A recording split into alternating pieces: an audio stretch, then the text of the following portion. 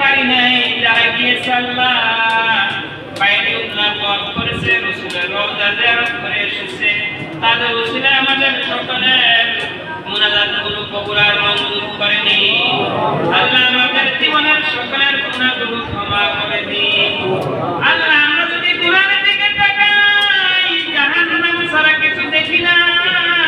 আল্লাহর দিকে তাকালে নেককার জান্নাতের আশা করা যায় না।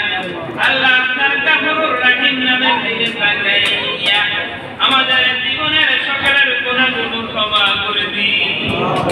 ইয়া রাব্বাল আলামিন, আপনার এই বান্দাগুলো আপনাকে পাওয়ার জন্য, আপনার সন্তুষ্টি অর্জন করার জন্য আল্লাহ মসজিদে এসেছে। আল্লাহ ইবাদত বন্দি করেছে। আল্লাহ আমাদের সকলের ইবাদতগুলো কবুল আর মঞ্জুর করে নিন। আল্লাহ আজকের রাত্রিতে, এই রাত্রিতে তওবা করলাম যারা আল্লাহ পাঁচ ওয়াক্ত নামাজ পড়েছে, আল্লাহ পড়ে নাই তাদেরকে পাঁচ ওয়াক্ত নামাজ পড়ার তৌফিক দান করে দিন। আল্লাহ আমাদের সবাইকে ঈমান এনেতে সাদের সাথে পাঁচ ওয়াক্ত নামাজ আদায় করার তৌফিক দান করে দিন। আল্লাহ আমাদের ছেলে মেয়েদেরকে হেদায়েতে কামিলা নসিব করে দিন। আল্লাহ অনেক ভাই অসুস্থ অবস্থা আছে, আল্লাহ এদেরকে রোগ বেমার থেকে শাফায়ে কামিলা নসিব করেন।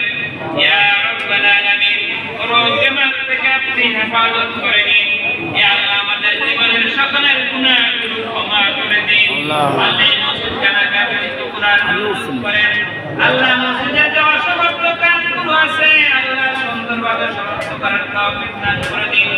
আল্লাহ কাজ করতে গিয়ে নিজের ঋণগ্রস্ত হয়েছে, আল্লাহ এই ঋণ থেকে আপনি মুক্ত করে দিন। আল্লাহ সবাইকে এই মসজিদে দান করার তৌফিক দান করে দিন। আল্লাহ পাঁচ ওয়াক্ত নামাজ ইমানে থেকে সাহাবের সাথে আদায় করার তৌফিক দান করেন। আল্লাহ আজকের এই লাইলাতুল বরাতের উসিলায় আমাদের জীবনের সকল গুনাহগুলো ক্ষমা করে দিন। ইয়া আল্লাহ এই লাইলাতুল বরাতের উসিলায় আপনার শাহী দরবারে করিয়া আমাদের জীবনের সকলের গুনাহগুলো ক্ষমা করে দিন। আল্লাহ আমরা গুনাহ করেছি, অন্যায় করেছি, আপনার নাম গাফফার, আপনার নাম রহমানুর রহিম, গাফুরুর রহিম, রহমানুর রহিম নামের উসিলায় আমাদের জীবনের সকলের গুনাহগুলো ক্ষমা করে দিন।